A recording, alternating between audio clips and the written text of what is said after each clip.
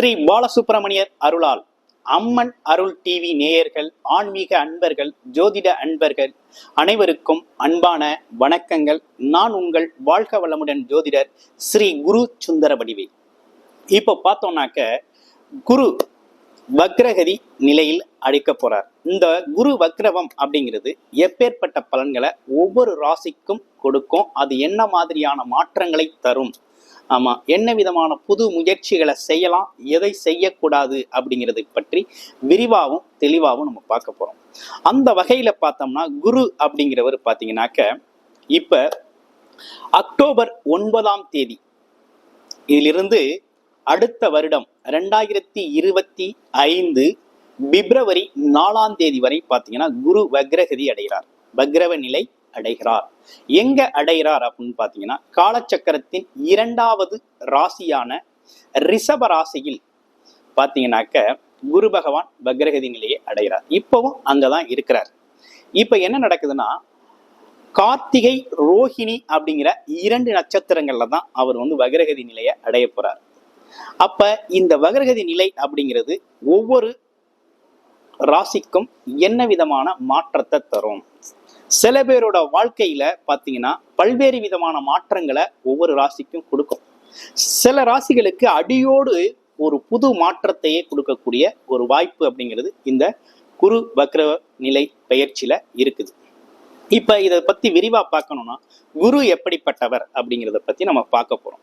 குரு அப்படிங்கிறது தனக்காரகர், புத்திக்காரகர், அதே நேரத்துல பெரும் பணத்திற்கு சொந்தக்காரங்கர், யோகத்தை வழங்கக்கூடியவர், தோஷத்தை நீக்கக்கூடியவர், எப்பேற்பட்ட தோஷத்தையும் நீக்கி நல்வாழ்வு அளிக்கக்கூடியவர், சிறந்த வழிகாட்டி அப்படின்னு பல்வேறு விதமான பரிமாணங்கள்ல குரு வேலை செய்கிறார்.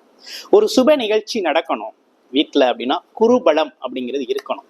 ஒரு திருமணம் நடக்கணும் அப்படின்னா குருபலம் ரொம்ப முக்கியம். அப்பேற்பட்ட குரு பகவான் நட்பு பகை பேதம் இல்லாமல் அனைவருக்கும் சார்வி சமமாக தன்னோட நிலையில் இருந்து மாறாமல் அனைவருக்கும் நற்பலனை வழங்கக்கூடியவர் தான் இந்த குரு பகவான். அப்பேற்பட்ட குரு பகவான் பாத்தீங்கன்னா இப்ப வக்ரகதி நிலை அடைய போகிறார்.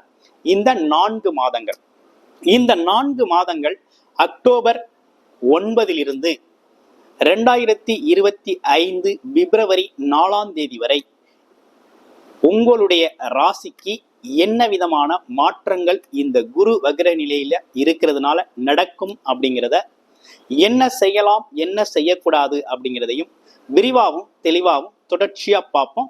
ரிஷப ராசி காலச்சக்கரத்தின் 2வது ராசியான ரிஷப ராசிக்கு இந்த குரு வக்ர பலன் எப்படி இருக்குது அப்படிங்கிறத பார்க்க போறோம். இப்ப உங்களுடைய ராசியிலேயே குரு பகவான் பார்த்தீங்கன்னா வக்ர நிலையை அடைகிறார். உங்க ராசியில தான் குரு பகவான் இருக்கிறார். ஆனா இப்ப வக்ர நிலையை அடைகிறார். 4 மாதங்கள் இதுல வக்ர நிலையில இருக்கக்கூடிய ஒரு அமைப்பு அப்படிங்கிறது இருக்குது. இந்த வக்ர நிலை என்ன மாதிரி விஷயத்த கொடுக்கும் அப்படிங்கிறத பார்க்க போறோம். இப்ப ஜென்ம குருவா ரிஷப ராசியில இருந்துட்டு சில குழப்பமான சூழ்நிலைகள் அப்படிங்கிறது உங்களுக்கு இருந்து வந்தது. எல்லாருக்குமே அப்படின்னு சொல்ல முடியாது. ஒரு குறிப்பிட்ட பேருக்கு பாத்தீங்கன்னாக்க தசாபுத்தி அமைப்புகள் சரியா இல்லை அப்படிங்கிற சூழ்நிலை இருந்தவங்களுக்கெல்லாம் பார்த்தீங்கன்னா குழப்பமான ஒரு சூழ்நிலை அப்படிங்கிறது, மனதில் ஒரு குழப்பம் இருந்தது. ஆமா, இருக்கிற இடத்த விட்டு வெளியில போய் ஒரு இடத்துல இருக்கலாம், இருந்தா கொஞ்சம் நல்லா இருக்கும் அப்படிங்கிற மாதிரி மனநிலையில ஒரு ஒரு ஒரு மாற்றம் அப்படிங்கிற ஒரு விஷயம் தேவைப்பட்ட காலம். ஓகேங்களா? இந்த தேவைப்பட்ட இந்த காலத்துல என்ன மாதிரி விஷயங்களை இந்த குரு வக்ர காலத்துல செய்யலாம் அப்படின்னு பார்த்தோம்னா, உங்களை பொறுத்த வகையில ஏற்கனவே திட்டமிட்டிருந்த சில விஷயங்கள் இருக்கு இல்லையா, வேலை, வியாபாரம், தொழில் சார்ந்த திட்டமிட்ட செயல்களை தாராளமா அந்த காலகட்டத்தில் நீங்க செய்யலாம். ஓகேங்களா? ஏற்கனவே திட்டம் இருக்குது, அதை செயல்படுத்தணும் அப்படின்னா தாராளமா இந்த காலத்தை பயன்படுத்திக்கலாம். இப்ப குரு பகவான் அப்படிங்கிறவர் யார் அப்படின்னு பார்த்தோம்னா, உங்களுடைய ராசிக்கு அவர் பார்த்தோம்னாக்க 8 குடையவராகவும் இருக்கிறாரு, 11 உடையவராகவும் அவர் இருக்கிறாரு. அப்ப 8, 11 குடையவர் ராசியிலே அமர்ந்து வக்ரகதி நிலை அடைகிறதுனால என்ன மாதிரி விஷயங்கள் இருக்குது அப்படின்னு பார்த்தோம்னா, அங்க சந்திரன் வேற உச்சமடையக்கூடிய ஒரு ராசினா ரிஷப ராசி தான். அப்ப இந்த காலகட்டத்துல வெளியூர் வெளிநாடு பயணம் அப்படிங்கிறது கல்விக்காக, வேலைக்காக, தொழிலுக்காக, வியாபாரத்திற்காக போகணும்னு திட்டமிட்டவங்களாம் தாராளமா போகலாம். அல்லது அது சார்ந்து யோசிச்சுக்கிட்டு இருக்கவங்களாம் தாராளமா அந்த வேலை பயணத்திற்கு, அது சார்ந்த முயற்சிக்கு கையில் எடுத்து போகக்கூடிய ஒரு நல்ல அமைப்பு தாங்க ஏற்பட்டிருக்கு இந்த வக்ர நிலையில. ஓகேங்களா? அப்ப அதிர்ஷ்டம் தான். அப்ப 8 ராசியிலே வந்து வக்ரகதி அடைகிறது அப்படிங்கிறது இந்த 8ஆம் இடம் சார்ந்த பிரச்சனைகள் அனைத்துமே உங்களுக்கு சாதகமாக முடியும். அப்படின்னா என்னன்னா, ஏற்கனவே ஒரு பஞ்சாயத்து இருக்கு, வம்பு வழக்குகள் இருக்குது, அல்லது குடும்பத்துல ஒரு சரியில்லாத ஒரு சூழ்நிலை இருக்குது, அல்லது பிரிந்து போய் இருக்கிறோம் உறவுகள் அப்படின்னா அந்த காலகட்டத்துல அதெல்லாம் பேசி சுமூகமான தீர்வு எடுக்கக்கூடிய ஒரு நல்ல காலகட்டமாக தான் இந்த காலகட்டம் உங்களுக்கு அமைஞ்சிருக்கு. குறிப்பா பயணத்திற்கு ஒரு அருமையான காலகட்டமா இது இருக்குது. அடுத்து வேலை செய்யறவங்களுக்கு எப்படி இருக்கும் அப்படின்னா, பதவி உயர்வு, இடமாற்றம் அப்படிங்கிறது கண்டிப்பாக உண்டு. ரிஷபராசி என்பர்கள் அரசு வேலையோ அல்லது வெளியில இந்த மல்டிநேஷனல் கம்பெனிலாம் சொல்லுவாங்கல்ல, எம்என்சி, இதுலலாம் ஒர்க் பண்றவங்களுக்கெல்லாம் இடமாற்றம், வேலை மாற்றம், ஊதிய உயர்வு அப்படிங்கிற ஒரு விஷயம்லாம் இந்த காலகட்டத்துல ஏற்படக்கூடிய ஒரு அமைப்பு அப்படிங்கிறது இருக்குது. ஆமா, அதுலயும் குறிப்பா மாணவர்கள், இளைஞர்கள், படிக்கிறவங்களுக்கெல்லாம் நல்ல ஒரு படிப்பு நிலை அப்படிங்கிறது ஏற்படும். ஒரு நுட்பமான சிந்தனை, நுட்பமான அறிவு அப்படிங்கிறத இந்த காலகட்டத்துல வெளிப்படக்கூடிய ஒரு அமைப்பு அப்படிங்கிறது இருக்குது. அப்ப இப்படிப்பட்ட விஷயங்கள்லாம் இருக்குது. இப்ப பாருங்க, குரு வக்ரம் பெற்று எந்தெந்த இடத்தை பார்க்கிறார் அப்படின்னா 5, 7, 9 அப்படிங்கிற 5, அதாவது பாக்கியஸ்தானத்தை பார்க்கிறார், லாபத்தை பார்க்கிறார். 7 திருமண யோகம், அதே நேரத்துல நண்பர்கள், கூட்டு தொழில் சார்ந்த விஷயங்கள், போட்டி சம்பந்தப்பட்ட விஷயங்கள்லாம் பார்க்கிறார்.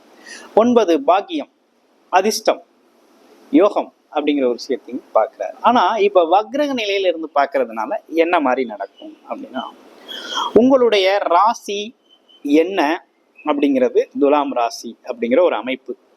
அப்ப லக்கணம் என்ன அப்படிங்கிறத பார்த்துக்கோம். அப்ப லக்கணம் என்ன, இப்ப ஒரு பலன் எடுக்கிறது அப்படின்னா லக்கணம் ராசி 2க்கும் எடுக்கணும். அதே நேரத்துல தசாபுத்தி அமைப்புகள் எப்படி இருக்கு அப்படிங்கிறதையும் பார்த்துக்கணும். பார்த்து தான் செய்யணும். ஒரு புது முயற்சிகள், புது முடிவுகள் எடுக்கிறதெல்லாம் அதை பார்த்து எடுக்க வேண்டிய அவசியம் இருக்குது. ஆமா, ஏன் சொல்றோம் அப்படின்னா, இந்த புது முயற்சிகள், புது முடிவுகள் எடுக்கிறதுல என்ன விஷயங்கள் இருக்குதுன்னா, தசாபுத்தி அப்படிங்கிறது இப்ப ரிஷபராசி நேர்களுக்கு குரு வக்ரம் பெற்று உங்களுடைய பிறந்த ஜாதகத்துல இருக்கிறார், அல்லது குரு வக்ரம் பெற்ற நிலையில இருக்கிறார், அல்லது பாதகஸ்தானங்கள்ல அல்லது மறைவிடங்கள்ல இருக்கிறார் அப்படின்னு வச்சுக்கோ. அந்த மாதிரி ஒரு அமைப்பு நடக்கையில இந்த தசாபுத்தி அமைப்புகள், குரு தசையோ குரு புத்தியோ இருக்குது அப்படின்னா ஒரு நல்ல யோகத்தை கொடுக்கக்கூடிய ஒரு அமைப்பு அப்படிங்கிறது இந்த காலகட்டத்துல உங்களுக்கு ஏற்படும். அப்ப இது ஒரு யோகமா இருக்கும். யாருக்கெல்லாம் யோகமா இருக்கும்? பிறப்பு ஜாதகத்துல குரு பகவான் வக்ர நிலையில இருக்கணும், அல்லது குரு பகவான் பாத்தீங்கன்னாக்க போர்ச் சார்ட்ல ஏதேனும் ஒரு சூழ்நிலையில அவர் பாத்தீங்கன்னா மறைவிடங்கள்ல இருக்கணும். அப்படிலாம் இருந்தாரு அப்படின்னா இந்த காலகட்டத்துல அப்படி இருந்து அதற்கான தசாபுத்தி அமைப்புகள் நடந்தது அப்படின்னா கண்டிப்பாக உங்களுடைய வாழ்க்கையில் திடீர் மாற்றங்களும் திருப்பங்களும் யோகங்களும் வந்து சேரக்கூடிய அமைப்பு அப்படிங்கிறது இந்த 4 மாதத்துக்கு இருக்குது. 4 மாதத்துக்கு இருக்குது அப்படின்னு சொல்லணும். அப்ப தடைப்பட்ட கல்வி அப்படிங்கிற ஒரு விஷயம்லாம் இந்த காலகட்டத்துல ஏற்படும். ஏற்கனவே கல்வி அதாவது படிச்சுக்கிட்டு இருக்கோம், படிப்பு இடையில விட்டு போச்சு அப்படின்னா இந்த காலகட்டத்துல படிப்பை தொடரக்கூடிய ஒரு அமைப்பு அப்படிங்கிறதெல்லாம் உண்டு. அடுத்து உலக அறிமுகம் ஏற்படும். உங்களுக்கு புது புது அறிமுகங்கள், புது புது உறவுகளோட சந்திப்புகள், புது புது நபர்களோட சந்திப்புகள்லாம் ஏற்படக்கூடிய ஒரு அமைப்பு அப்படிங்கிறது இருக்குது. அதே நேரத்துல உங்களுடைய கௌரவம், அந்தஸ்து இப்படிப்பட்ட விஷயங்களுக்கெல்லாம் கொஞ்சம் உயரக்கூடிய காலகட்டம் தான். ஏன்னா 8 இல்லையா, 8 ராசியிலே வந்து வக்ரகதி அடைஞ்சதுனால உங்களுடைய உயர்வு அப்படிங்கிறது, வேலை பார்த்துக்கிட்டு இருக்கீங்க அப்படின்னா ஒரு பதவி உயர்வு, ஒரு பதவி மாற்றம், இடமாற்றம் அப்படிங்கிற ஒரு விஷயம்லாம் ஏற்படக்கூடிய ஒரு அமைப்பு இருக்குது. அப்ப வக்ரம் பெற்று அவர் 5ஆம் இடத்தை பார்க்கறதுனால என்ன நடக்கும் அப்படின்னா, குழந்தைகள் சம்பந்தப்பட்ட விஷயங்கள்ல கொஞ்சம் பொறுமையா நிதானமாக முடிவெடுக்க வேண்டிய அவசியம் ஏற்பட்டிருக்குது. ஆமா, குழந்தைகள் சார்ந்த விஷயங்கள்ல கொஞ்சம் நிதானமான முடிவு எடுக்கணும். படிப்பு, வேலை, தொழில் சார்ந்த விஷயங்களுக்காக நிதானமாக முடிவெடுத்து செயல்படுத்த வேண்டிய அவசியம் இருக்கு. ஏற்கனவே குழந்தைகள் நம்மளை விட்டு பிரிஞ்சு போயிருக்கிறாங்க அப்படின்னா ஒன்று சேரக்கூடிய அமைப்பெல்லாம் ஏற்படும்.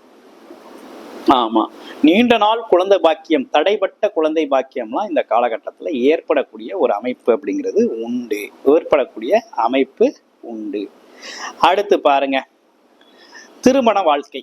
திருமண வாழ்க்கை, குடும்ப வாழ்க்கை இதெல்லாம் எப்படி இருக்கும் அப்படின்னு பார்த்தோம்னா, குடும்ப வாழ்க்கை, திருமண வாழ்க்கை அப்படிங்கிறது இந்த காலகட்டத்துல நல்லா தான் இருக்கும். அதெல்லாம் ஒன்றும் பெரிய பாதிப்பு இல்லை. ஏன்னா சுபகர தானே, குரு பகவான் எந்த சூழ்நிலையிலும் நல்லது செய்கிறவர் தான், ஒரு பெரிய கெடுதலை செஞ்சிட மாட்டார். ஆனா என்ன நடக்கும்னா, நம்மளோட எண்ண ஓட்டத்துல நமக்கு எதிர்மறையான சிந்தனைகள் தோன்றக்கூடிய ஒரு அமைப்பு அப்படிங்கிறது உண்டு. அடுத்து வேலை, தொழில், வருமானம் சார்ந்த விஷயங்கள்லாம் நல்லா இருக்கு, பயணங்களுக்கு ரொம்ப அருமையா இருக்குது. அதனால இந்த காலகட்டம் அப்படிங்கிறது உங்களுக்கு ஒரு சிறப்பு தரக்கூடிய அமைப்பு தான். இப்ப என்ன பண்ணணும்னா, உங்களுடைய ராசி என்ன, லக்கணம் என்ன, என்ன தசாபுத்தி அமைப்புகள் நடக்குது அப்படிங்கிறத பார்த்து இந்த பலனை நீங்க ஒப்பிட்டு பார்த்துக்கணும் அப்படிங்கிறது தான் அமைப்பு. இப்ப ரிஷபராசி அப்படின்னு எடுத்துக்கிட்டோம்னா, கார்த்திகை, ரோஹிணி, மிருகசீடம் அப்படிங்கிற 3 நட்சத்திரங்கள் இருக்கு. இப்ப கார்த்திகை நட்சத்திரத்திலையும் ரோஹிணி நட்சத்திரத்திலையும் தான் குரு பகவான் வக்ரகதி நிலையை அடைகிறார். அப்ப கார்த்திகை நட்சத்திரத்துக்கு எப்படி இருக்கும் அப்படின்னு பார்த்தோம்னா, கார்த்திகை நட்சத்திரத்தை பொறுத்த வகையில வயது முதிர்ந்தவர்கள், தனக்கு தலைமை பதவியில வேலை பார்க்குறவங்க, அதே நேரத்துல பணம் சார்ந்து கையாள்றது, இப்படிப்பட்ட விஷயங்கள்லாம் கொஞ்சம் கவனம் எடுத்துக்கணும். அதே நேரத்துல முதியவர்கள், வயதானவர்கள், குருமார்கள் இவங்கெல்லாம் கொஞ்சம் மதிக்கணும், மதிப்பு கொடுக்கணும், சொல்லுக்கு மதிப்பு கொடுக்கணும் அப்படிங்கிற ஒரு அமைப்பு அப்படிங்கிறது இருக்குது.